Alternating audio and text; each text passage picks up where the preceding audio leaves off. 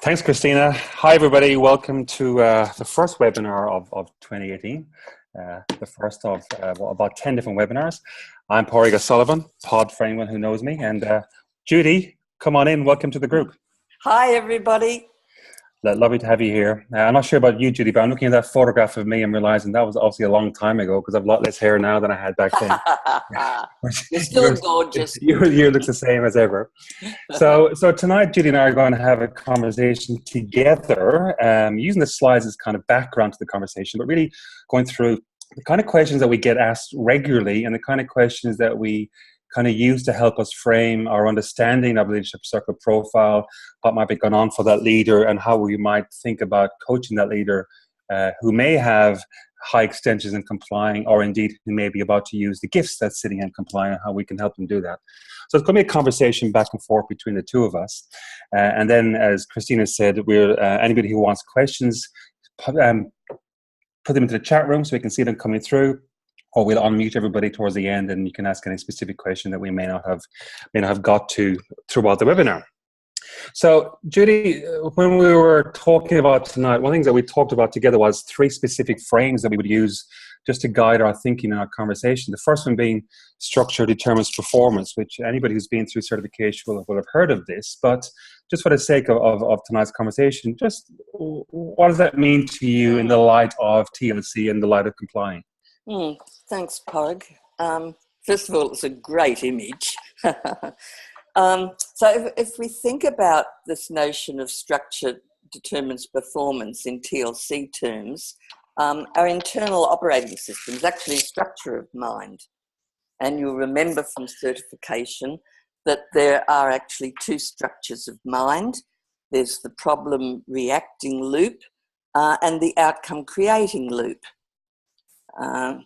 With the problem reacting loop, what we tend to do is we're focusing on the problem, but because of that, we're really putting a lot of energy into the anxiety that we're feeling around that problem and really trying to get rid of that anxiety. So it's an outside-in focus, and it's all about me feeling safe and secure, which is what the reactive's about. It's about me rather than a we focus. Whereas if we can shift our focus from the problem reacting loop into an outcome creating loop, what we do then is we're focusing actually on the purpose. What's the purpose in this instant? Yeah, I may have got triggered here, but what's the greater purpose here? And then make a commitment to that. Then we can take action from a we perspective. Because the stronger our commitment is, the closer we get to our purpose, the stronger that gets, the easier it is to reach the purpose. So it's really the difference between, with the problem reacting loop, is the problem has us, whereas with the creating loop, I'm managing it. Great. And later on when we come into how do we coach folks who may have high extensions in complying, that notion of the overcoming the safety part, understanding the safety part is really important, isn't it? So we can move out of that problem loop into other kind of loops and then structure that. Lovely. Second frame that we talked about was consciousness and effectiveness. And I was just reminded, one of our colleagues in Europe, Paul Byrne, who's doing a lot of SCP work at the moment, he talks about to leaders before he does his first debrief. You know, when we look at Leadership Circle, really what we're doing here is looking at how efficient you use your leadership.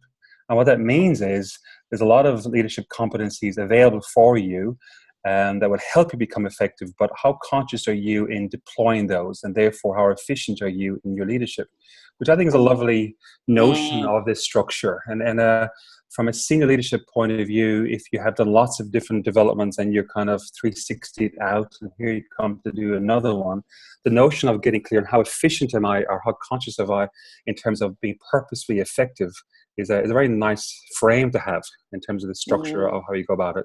Does that resonate for you, Judy?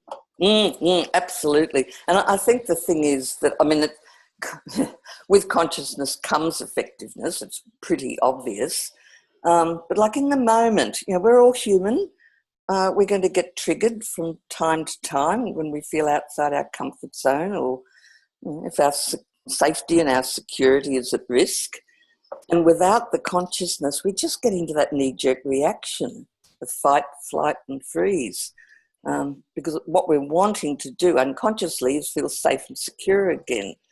And it's just, if we can slow things down, just in that moment, take a breath, then we've got time to get out of our own way and make a conscious choice of action. Yeah. So it's almost like we can, if we have able to help people to initially react less, learn the skills of how to react less. Yes. That allows you to then be able to build in the space to potentially mature into, to grow the creative side of it. So first step is understanding your activity. Second step, react less in your activity, and then to allow the space to amplify where the creative sides that are useful for you, or just you already are very strong. It's just that potentially your react is getting in the way. Yes. So yes. as you said, the consciousness is the first step of that. Mm. And then the third frame, which I know this is really important for you in the various conversations you and I have had over the years, sometimes it's really, really easy to get stuck into, even though we say this out loud, reactive is not bad, but often we think of reactive as being, people are always in the reactive, but there's two conversations here tonight. One is the gifts of the reactive, the gifts of complying, and the second one is then when the compliance is an extension, what are the liabilities that kick in with that? Yeah, and we see the gifts in the reactive. If the scores are less than 33rd percentile, providing there's a good balance in the creative. Yeah. A lot of people get quite upset when they see the reactive scores. And another thing to remember is that it's very easy in the reactive to get out to the 50th percentile. All the questions in the reactive are negatively worded questions. And with negatively worded questions, very few people score less or more than 3 out of 5. So the bulk of the scores are falling between 1 and 3. A 2 very quickly can take you to the 50th percentile. That's right. That's right. Yeah. So with the slide that we're looking at now, in the centre what we have is our identity, our safety and our worth. Around that circle are the needs for each of the 3 reactive tendencies. And then outside that again are the gifts. So on the left, we have the gifts of complying: loyalty to purpose, fidelity to values, service to others, sensitivity to needs. I'll let you read through the rest of them. But it's really important to help people really understand that the gifts are there. They can be harvested and then grown up into the creative. Later on, we'll talk about the near enemy and how do you really use that to your advantage. But certainly the idea of moving from an expectation of I want to be accepted or I want to please you as one end of the spectrum and complying, and moving towards I can help build community in our organization. It's not a big jump, but it's a phenomenally different leadership impact. And again, so that gift that sits there versus the liability that might sit there, and understanding it's the same conversation, it's the same skill set, just applied very, very differently. Yes. Right. So 3 frames that we definitely want to keep throughout the conversation. So, tonight we're going to talk about reactive. We're going to talk specifically about complying. And just to remind everybody, about anybody who's maybe done certification a while ago who may not have looked at this recently, there's 3 main areas here in reactive, being complying, protecting, and controlling. Tonight specifically, we're looking at the complying part of that. But when you look at the reactive tendencies, Judy, just as a broad summary, what exactly are we looking at, and why is that important for us just to understand that? In terms of just in general, just the reactive in general. Sorry, can you just repeat the question again? So I'm just looking at the reactive tendencies slide here on our screen, and it's a nice simple summary in terms of overextended or underutilized competencies linked back to the self-limiting assumptions. Yeah. So really what this is talking about is this whole section of the slide, the whole section of the profile is about our assumptions. Yes. Any thoughts on that? Well, I think this is really what what makes TLC different from other 360s is it does go much deeper than behaviour. And if we can start looking at the assumptions that we have and challenge those assumptions that might have worked for us at some time in the past but are not working anymore, that's the way to really shift the behaviour then. It's like we put on a new pair of glasses. We're looking through a different lens. Right. So when I first started learning this work, and I think you may well have been one of the first people I spoke to, the phrase coping strategies became a really useful phrase for me to hook into. So instead of thinking of reactives being potentially limitation, it really helped me to understand actually everything that sits in the reactive side is a coping strategy that we've learned. And of course, this comes from the work of Karen Horney, looking at the culture background, looking at the idea of this is safety. And in our, I suppose, our language, moving towards is the Karen Horney phrase. We call it complying, moving away being the idea of protecting and moving against being controlling. But if you think about the notion of a coping strategy, what does that mean? Like, what does moving towards or what does complying mean from a coping strategy? Yes, well, remember that the reactive tendencies come into play when people feel threatened, unsafe, fearful, anxious. And unconsciously there's that need to feel safe again because their identity's at stake. And what they'll do then is they'll automatically go into their default behaviour, and that will be moving towards, relationship is really important to me, moving away or moving against. There are often old patterns of behaviour that we formed early in life that served us well then, but they now get in the way of our leadership effectiveness. In fact, the understanding of this really supported me in making major changes to the results in my profile. As my dear mother used to recall frequently, I was always the good girl after I got into trouble for turning on a tantrum as a 3-year-old when I didn't get what I wanted. So of course I continued to be good because I didn't want to get into trouble again, so it served me well then. However, whilst my profile was very creative, there were also spikes in the complying in my first TLC survey. And really, it was really only when I realised the origin of the pattern, how it had served me previously, but how it was now getting in the way of my being authentic. There were times that I could be much stronger, much more direct than I was being. But I was really able to work on this. And look, my next TLC survey really resulted in the fact that I saw that I was actually using the gifts and not overusing the tendencies. Now, you said something there that's really interesting, and maybe we might just jump around the conversation for a while. But you talked about, moving towards relationship and that being really important, and that may get in the way of being authentic, or may get in the way of being courageous.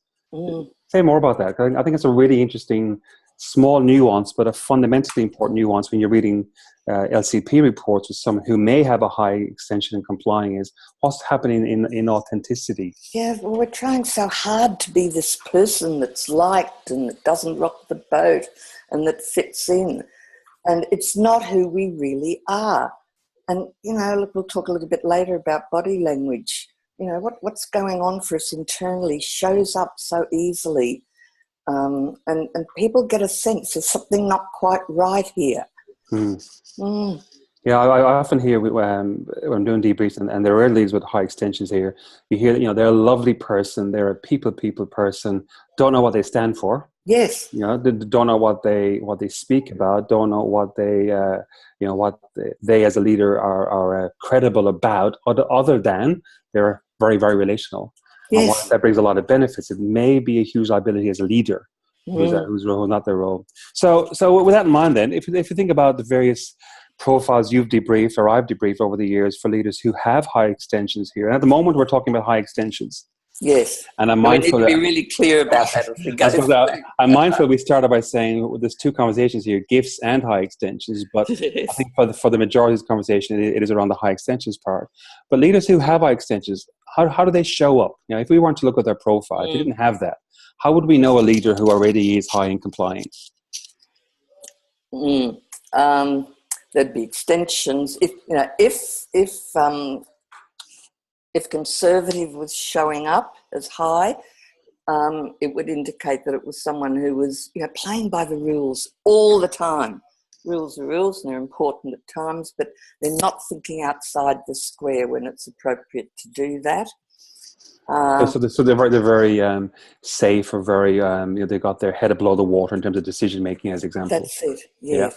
And they think they're doing the right thing because they are playing by the rules.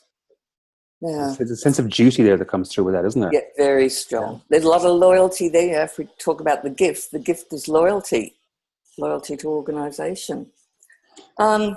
With pleasing, it's such a strong need for others' support and approval. So it's like an outside-in operating system.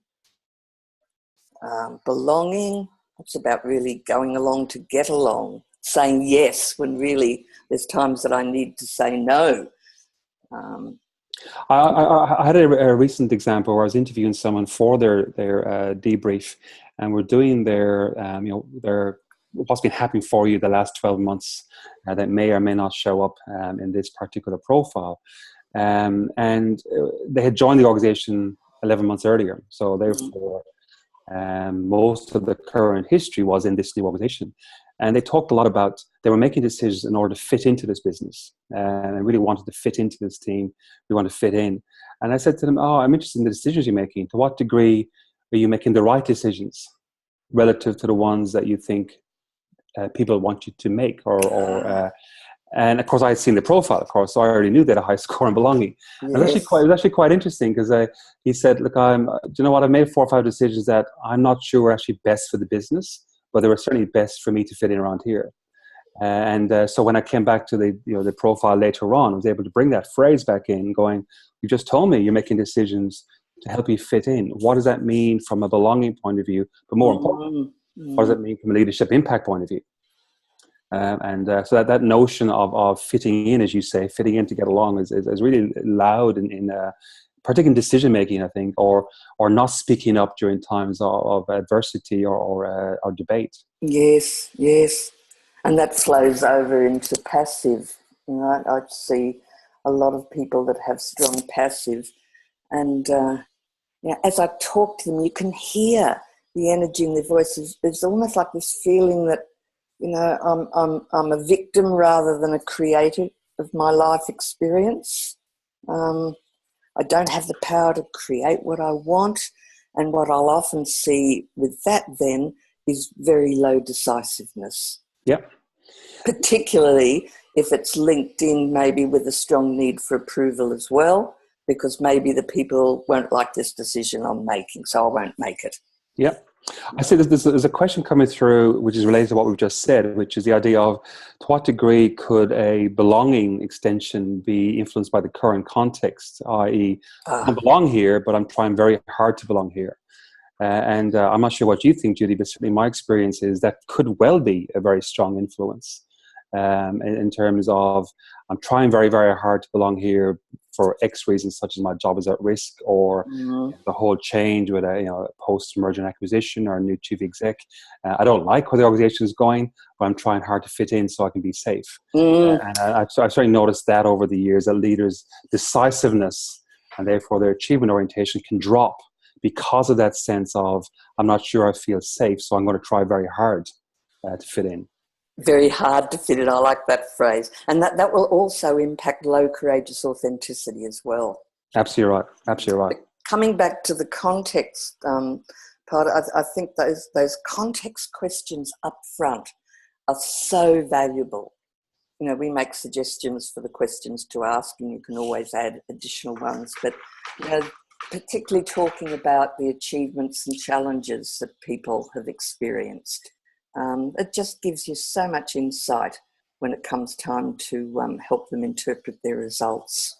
Well, I'm glad you said that, because I know it's going to be a topic of a future webinar we do this year, but I've found in the last 18 months, I've changed the way I do debriefs, hugely influenced by Bob's comment study that he shared with us at the conference last year.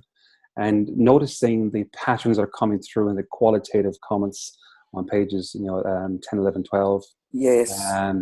and looking then at the context questions and the family of origin type questions, and spending a bit more time there to really understand the patterns, has allowed me to go deeper with the profile far faster than I've ever done before. And it's I think there's a tension between going too deep so fast that people feel you're intruding in their life, which is very fair, and that there's a tension between not spending enough time in the context questions so you can get into the debrief, because, hey, I've been practicing very hard to do debriefs. Now you're in front of me, I want to be good at this.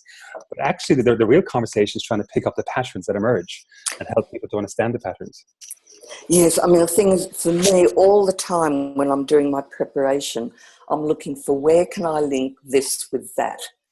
You know, listening to the responses from the context question. Patterns and habits question, my goodness, they are gold. They're gold. And we're asking people actually to open up and, you know, to go quite deep with this. So I think it's so important to really listen to their responses and then make the links either with the feedback comments, as you say, or the circle themselves. If we don't do anything with those wonderful responses that they've given us, they're going to wonder what on earth was that all about. Yeah. So you and I were chatting about this before, and we were talking about the various phrases that we have learned over the years that work, and sometimes you just land upon them. Sometimes you learn them from somebody else.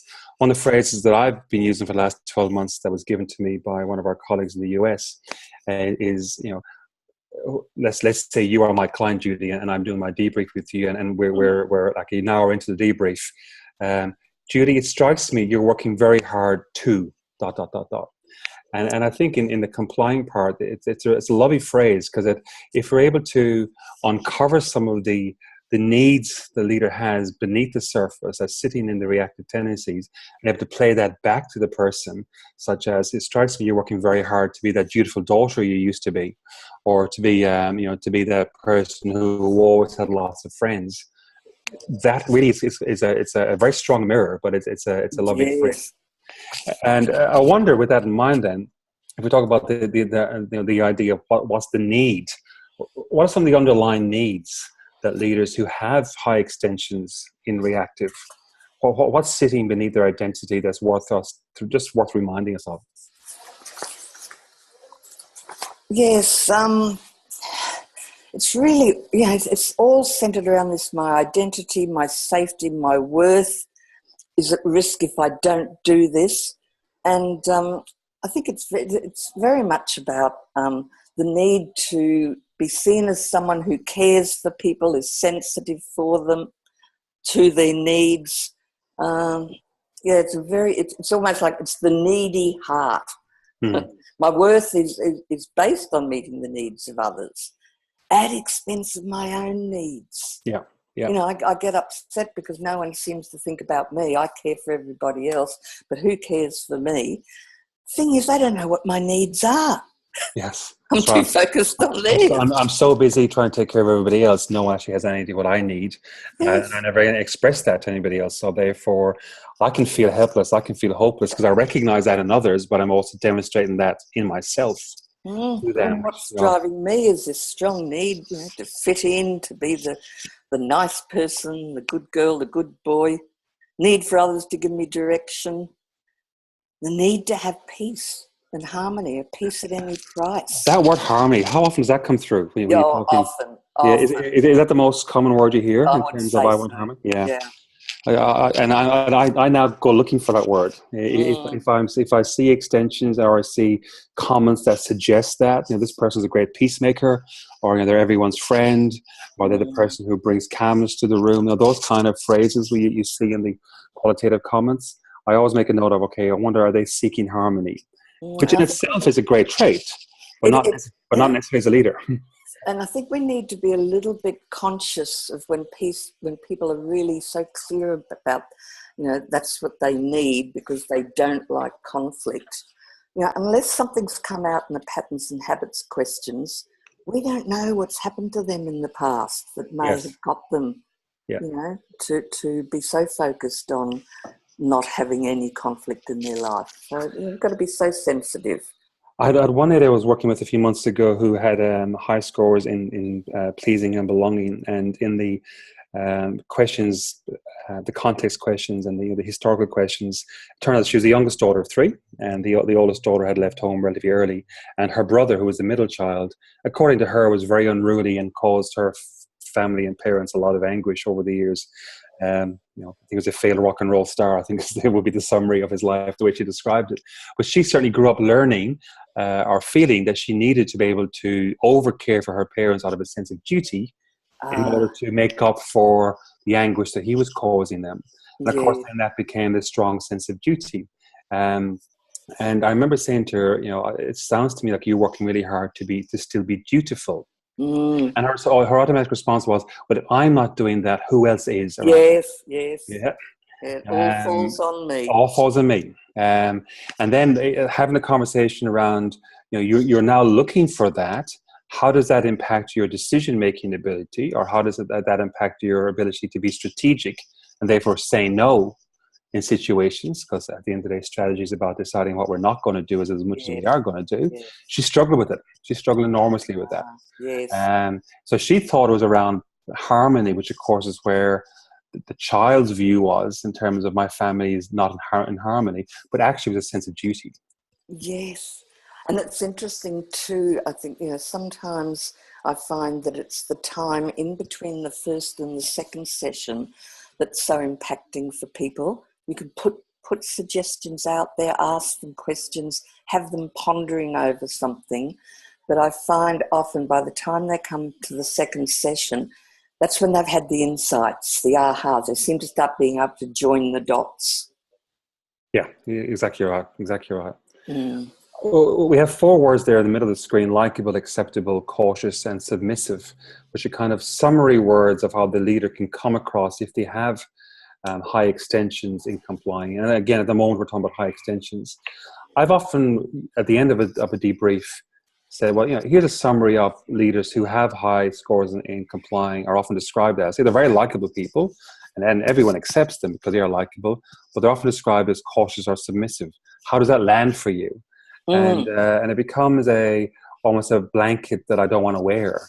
Yes. Yeah. Have you found that? Yes, absolutely. Yeah. Parag, it's Christina. There's a question from Susan Grace Rivera, which I think is interesting here in terms of to what extent is complying behaviour in a leader impacted by the societal culture that they were raised in, like Asians versus the more assertive Western society? Great question. And I'm going to refer to a piece of work that we did recently looking at society culture results and the team culture results and then LCP results. And broadly speaking, what we found is when you look at say, societies, the underlying culture or in the reactive side that's very strong, particularly in emerging economies, so like the Middle East and say South Asia as an example, is actually controlling. There's a strong sense of hierarchy, therefore a strong sense of our leaders should be and need to be controlling. Now, by nature, then, from a follower point of view, that often means, of course, followership, which falls into submission. So, from a leadership point of view, from a leadership impact, the society, so the LCP reactive side that's different around the world is actually the controlling side. And so, in Western societies, Western countries, most of the other, and indeed Asia and Middle Eastern countries, most of the other parts of the LCP are almost not quite identical, but very, very similar, whereas the extensions in controlling are very different, and they're different in the emerging economies. And it's because of that society need of hierarchy. Where the piece around complying from say an Asian collective piece comes in, is when you're looking at working with a leader who's moving from say being a peer to a leader, so moving up the ranks, and they're now leading former peers. And that's a struggle both from a leadership transition point of view, which it is almost for anybody, but it is made more difficult because of that need of peer collegiality, which was the case. Now they're leading peers. But we don't seem to find complying being stronger in any specific culture, whereas we do find the controlling side to be stronger in cultures.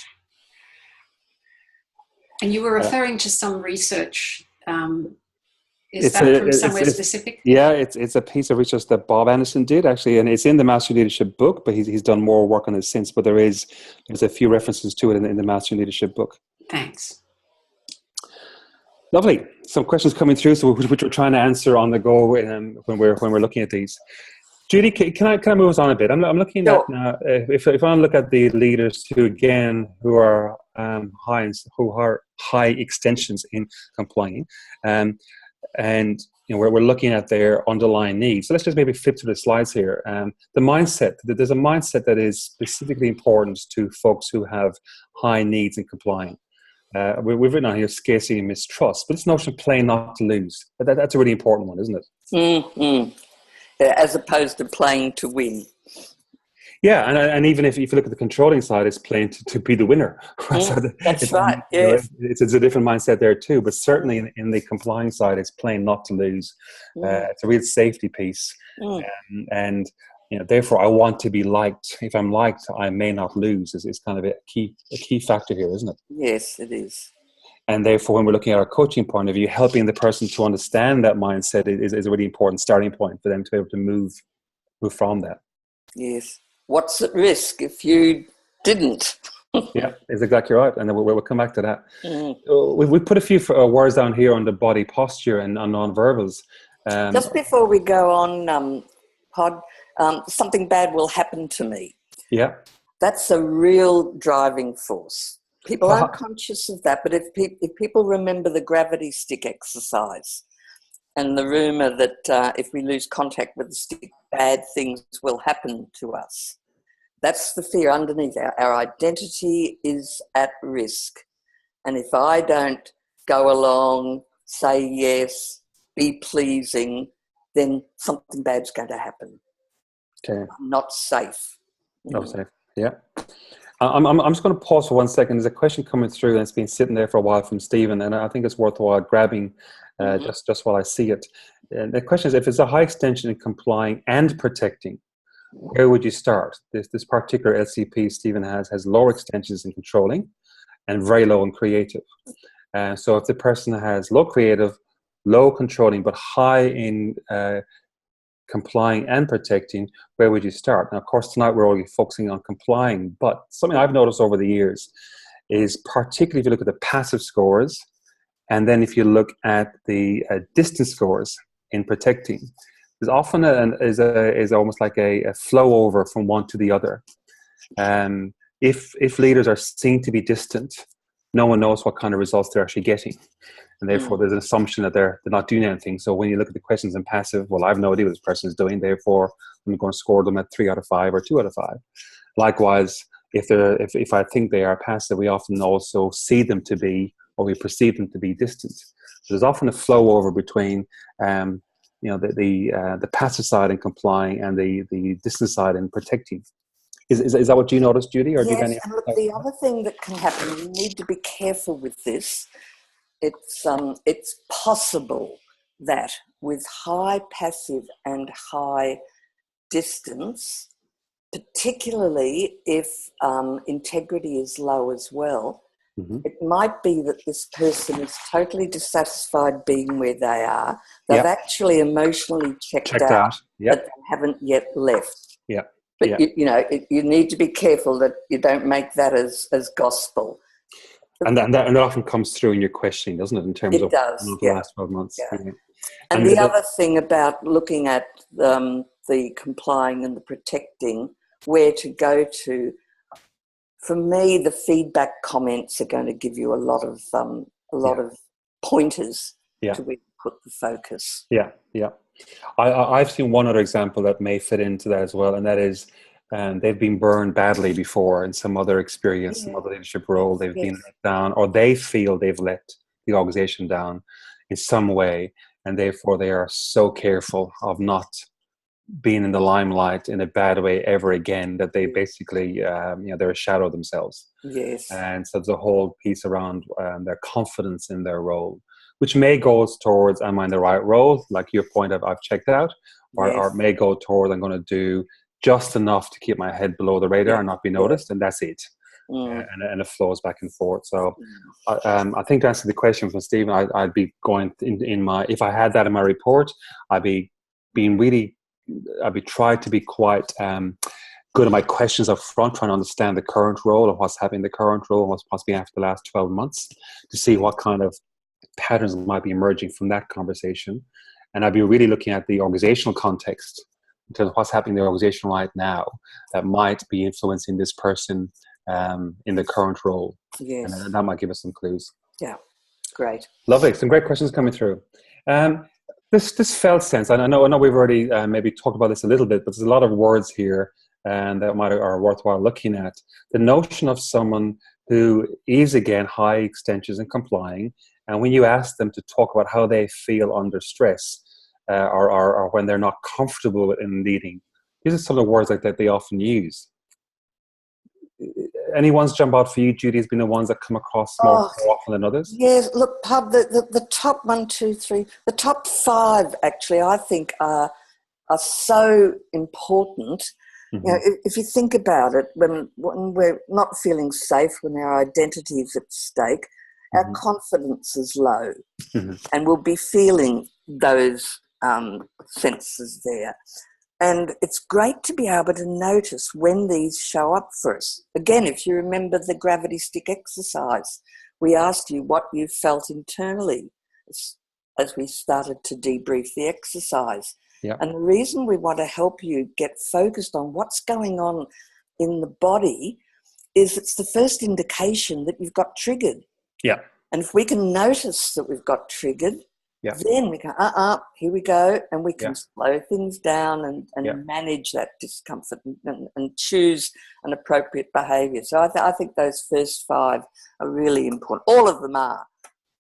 But this might be a generalisation, and maybe I'm connecting too many dots to be true, but is there any particular part of the body that these senses strike first that might be different to, say, folks with high extensions and controlling, as an example? Yeah. If I go back and maybe think about the gravity stick exercise, it's often in the stomach. That's exactly what I was going to say.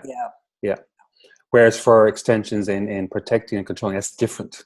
But for folks who are high in complying, there's an automatic felt sense. It's in my stomach. The phrase "I'm sick to my stomach." Yes, it is a phrase that you do hear people. And so, when I feel I'm not serving well enough, or people think less of me, I'm sick to my stomach. Is a phrase I often hear. And it's interesting because in Eastern philosophy, that area is our power center. Yeah. And, when complying strong, we're tentative. We're not feeling in our power. Yeah. Which goes to these emotions we have on this screen in terms of anxiety and fear and indeed embarrassment. Those kind of emotions from a somatic point of view do tend to sit in the stomach as well, don't they? And really, if you look at all of them, the bottom line really is I'm not good enough. Yeah. So how do you help people recognize that emotion to come back out of it? The slide that we put in here, because when you and I were chatting about this, the voice. This I think is really something that we don't pay a lot of attention to, but it's ferociously important, particularly for those of us who are trying to move out of high extensions and reactive and move into our the relating side, or indeed courageous authenticity. And that is their voice.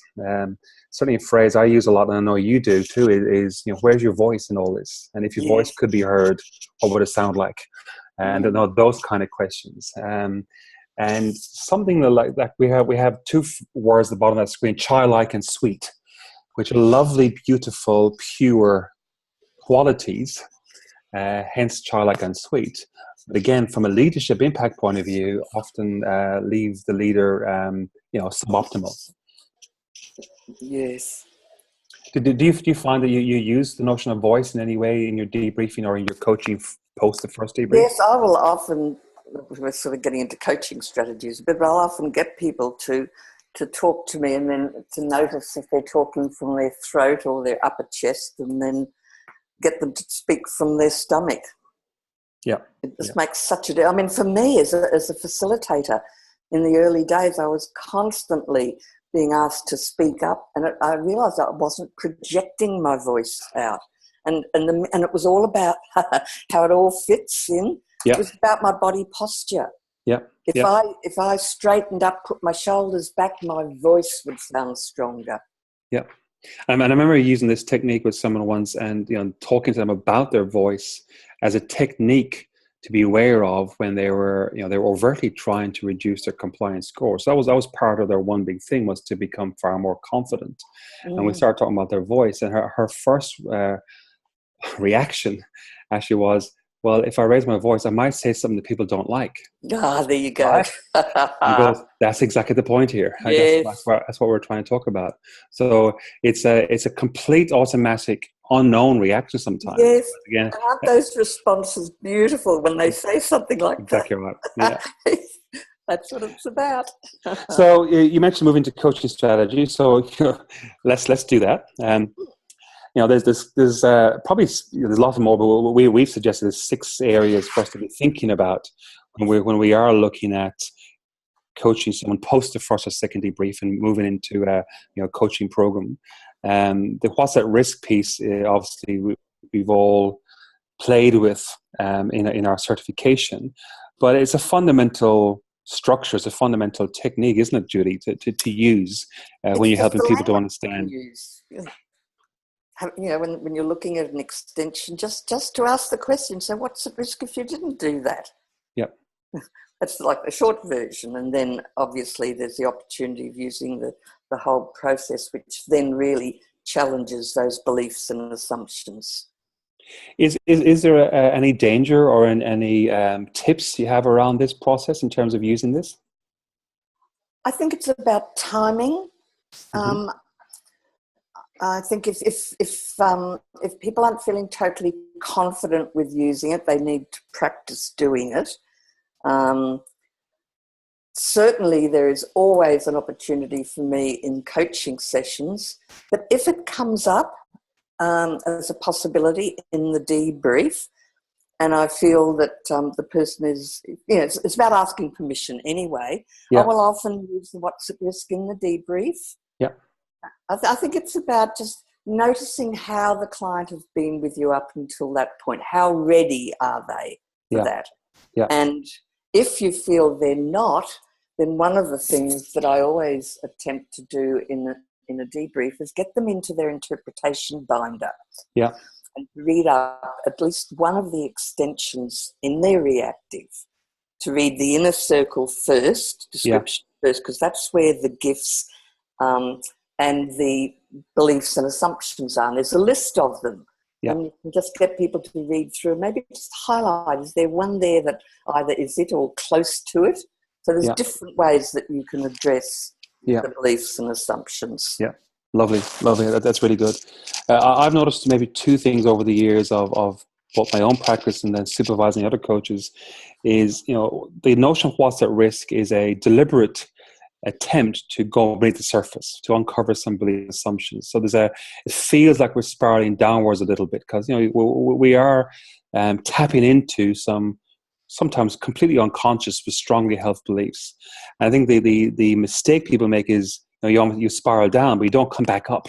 Ah, yes. So, remembering to use a solution focused approach. Once you get down to the whatever the core assumption is, whether it's they don't love me or I'm not good enough or whatever the phrase is, how do you remember to then now let's bring that back up so they're walking out of the conversation with something tangible from here's a belief that I've just realized or I've just said out loud for the first time ever, and I have an approach to play with this.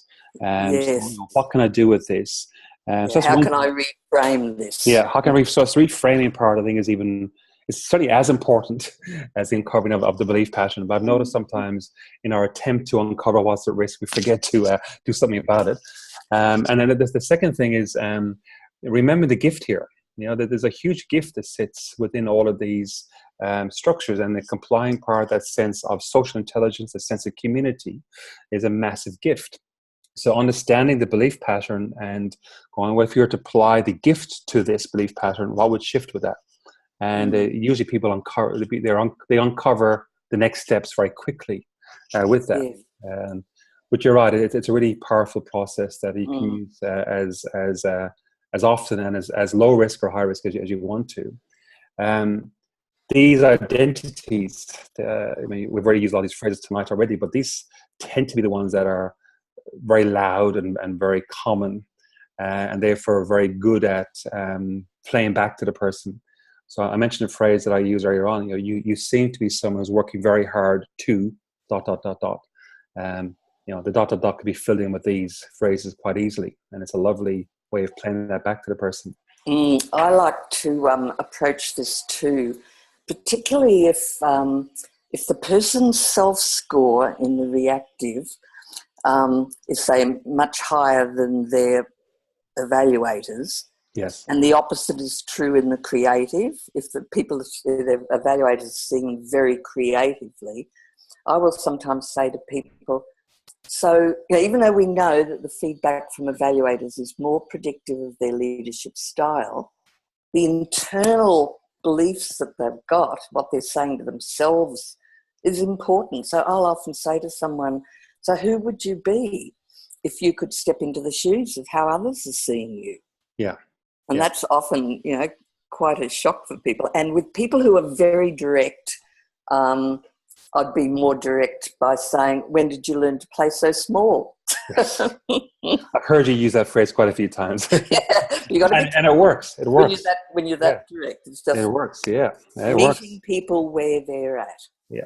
Yeah. I'm going to jump to the next 3 slides, only because we're going to share these slides afterwards, so therefore everybody can use these, and they're relatively self-obvious.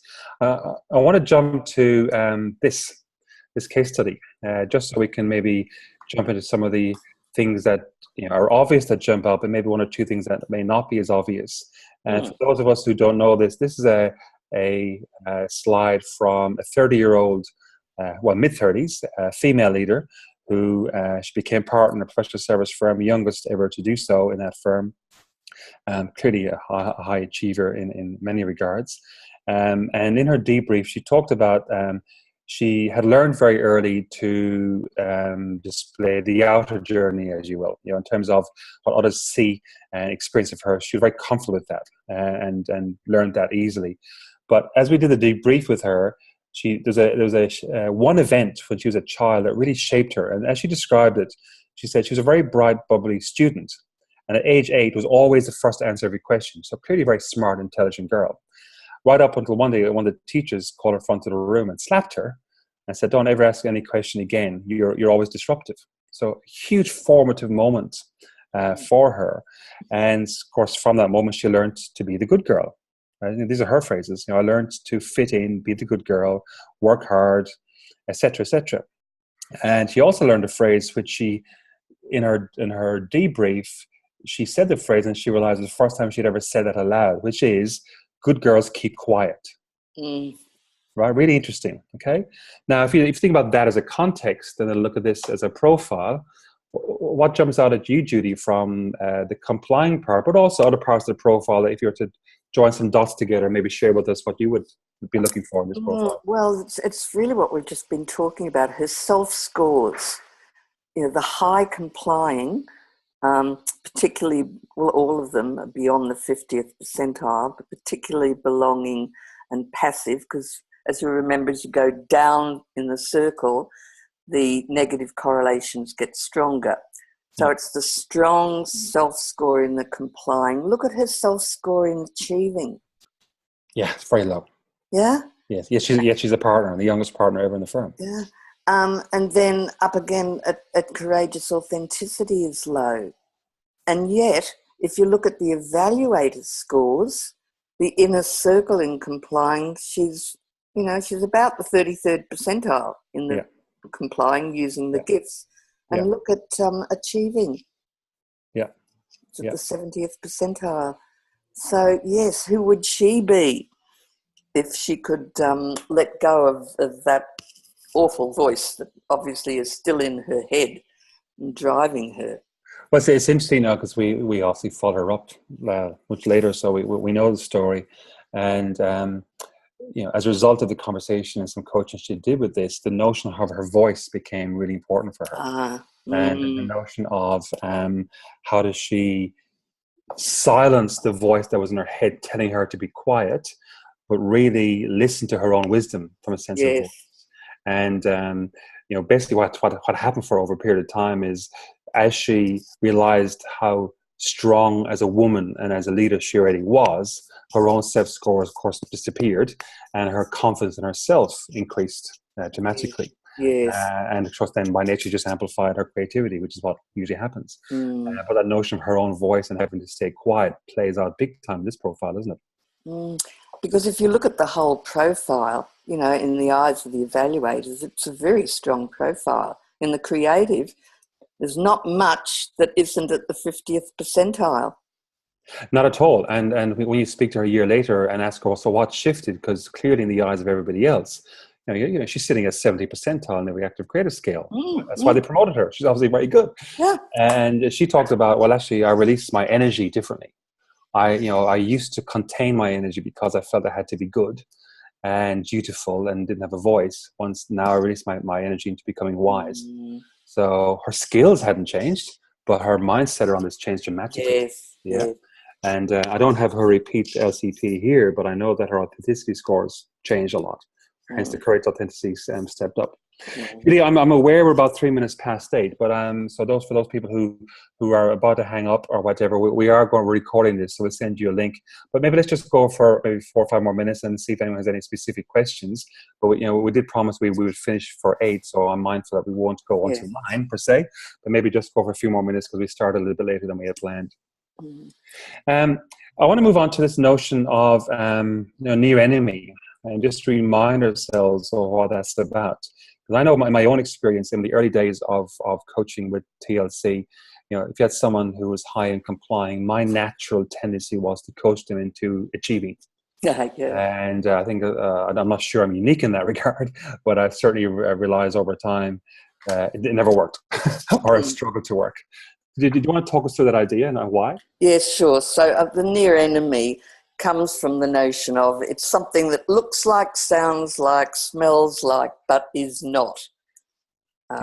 If you think about the Vietnam War, I think that says it all. So if you think about, remember that in complying, you've got the gifts, you've got the seeds that can be grown up into relating. And a lot of people think that they're relating when actually what they're doing is complying. So in the example here, there's agreement. This person recognizes that they're complying as their evaluators do. Yeah. What they're not noticing is that it's impacting their relating. They think that they're relating stronger than they're complying. Is there any phrase or concept you use to help people understand that?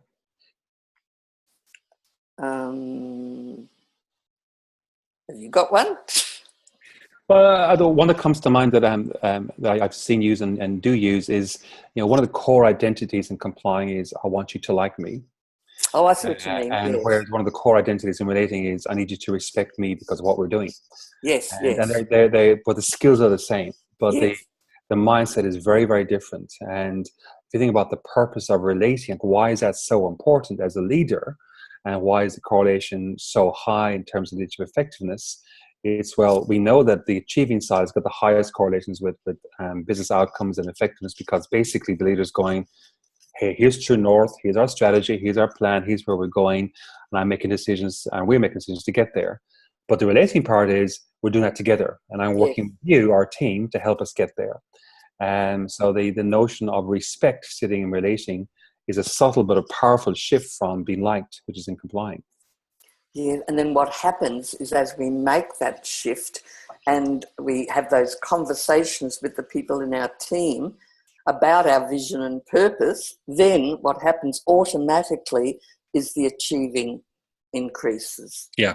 Rather than asking the person to, walk diagonally across into the jaws of the dragon virtually. And I think that's really, really powerful to say again, because I know it took me quite a while to fully appreciate how important that was. Statistically, for every 1 percentile increase we get in relation, there's almost a 0.8 correlation across in achieving. And so there's a huge benefit that you're getting by focusing on that. Mm-hmm. And therefore, even someone who's high in complying may go, hey, I need to be more decisive, more achieving. we now know that's actually very difficult to achieve as a straight attempt. So they Yes. actually get the side benefit anyway by focusing on relating, which is what they're going to get to there quicker and easier by doing that. And Their natural skill set. the natural skill set is there. And that actually brings up, sorry, Pod. You go. It brings up another point for me. So often when people have got high complying and I talk to them and the concern is, yes, well, I won't be liked or I won't fit in, or if I speak up, they'll challenge me. I get them to look at their relating scores. Yeah. So often their relating scores are so high. I say to them, look, people love you. Look at the feedback comments that you've got them on board. They trust you. You can afford to be firm with these people. Yeah. In fact, that's your job. Yes.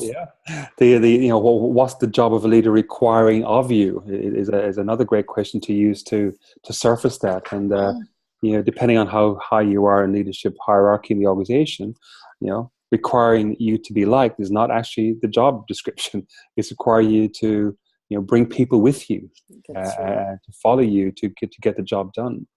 Now, there's a question that's sitting there that I haven't answered yet, and it's from Cindy, and it's to do with someone who's got high controlling and high complying in their profile. How would you advise that we look at them together? And I was just hoping to tie that question back into what we've just been talking about here, in the sense of, if you've got extensions and complying, the easiest and the fastest way to address that from a leadership point of view is look at the relating side and look at your strengths and how do you move the strengths there. And likewise, controlling, the easiest way is to move into the achieving side. So, the huge benefit of controlling is stuff gets done, quality assurance, all those kind of areas, which are the underlying skill sets of achieving. So it's possible to address high complying and high controlling at the same time. Is that what you would suggest, Judy, or do you have any other thoughts on that as well. I'm also interested. I look at the extensions in both and I make up a little sentence in my head. So it might be that complying is pleasing, and it might be that driven is really high in controlling. So, I am liked and respected when I'm seen as being highly driven. Yep. Make a sentence. The other thing is to look at, is it different groups of evaluators that are scoring? Is one of the evaluator groups scoring complying and a different group scoring controlling? Yeah. Another thing is sometimes you'll find people do the complying and then it gets too much for them and then suddenly there's like an explosion and they go into controlling. So I think it's all about the questioning in terms of which way you come into it. Lovely. I know, our plan for this webinar series is to take each section individually for the first number and then do kind of combinations and different ways of looking at interpretation towards the end of the webinar series. So that example you just talked about, Judy, is I suspect we'll be covering a lot more of those kind of ideas later on in this webinar series later on this year. But, a great question there from Cindy. Thank you. Look, I'll just put a slide up here because I know one of the things I'm fascinated by and I'm a huge believer in is doing repeat measuring of our clients' LCPs, not just because I think it's good practice, because it actually shows the kind of impact we're having, or hopefully it helps us as practitioners learn what the impact we're having, but also gives the clients a sense of progress and a sense of this is actually difficult work, and getting a 180 transformation doesn't happen in 6 months. It takes a while. And this idea of nothing ever goes away till it has taught us what we need to know is a lovely phrase to help us understand, the development from high extensions and reactive into lower extensions and then into higher creative. There's lessons to be learned from that, and they're usually lifelong lessons. And it doesn't happen overnight. It takes a lot of work. Any thoughts there, Judy? Absolutely. If I've got it all in place, I'm probably not going to be here. In fact, one thing I would say to the community on the call tonight is I would really encourage us as a coaching, consulting fraternity, if you will, to get far better at putting the repeat measurement in place on day one.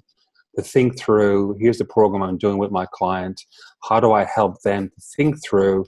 I'm not just measuring a 360 for the sake of it. I'm actually measuring to give us a development path.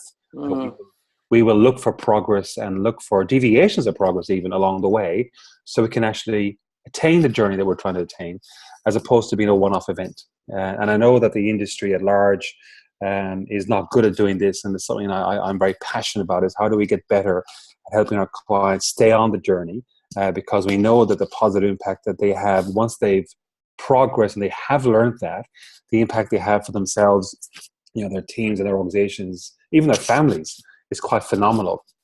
But it's so easy to go, hey, let's just do a 360 measurement and then we're finished. And it's just too easy, I think. So if I have any message for us tonight, I really encourage us to try to think of ways to tie in that ongoing measurement and repeat measurement, a year later, 18 months later, whatever.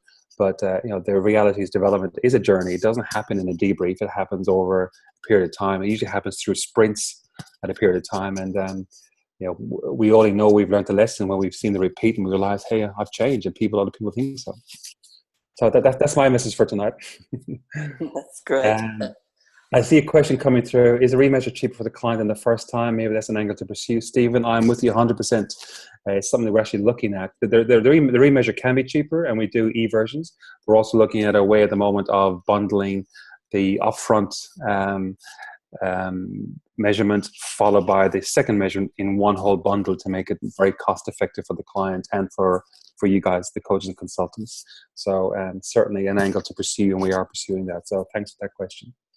Judy, I'm very mindful of the time, mindful of for where we've got to. We've answered all the questions that have come in tonight. So any other questions we're happy to answer. But I just want to, before people start hanging up, whatever, I just want to say that our next webinar will be all about protecting. That's on the 27th of March with Sarah Cornelli, lovely Sarah. And we'll be following a similar process in terms of walking through and looking at the questions that we get asked regularly, trying to think through the various approaches that we know work. And hopefully many of you can join us. So Judy, thank you for joining me. Christine, I'm going to hand over to you because you're in charge of all the protocols and all of the knobs and all of the control boxes. So I'll hand that back to you.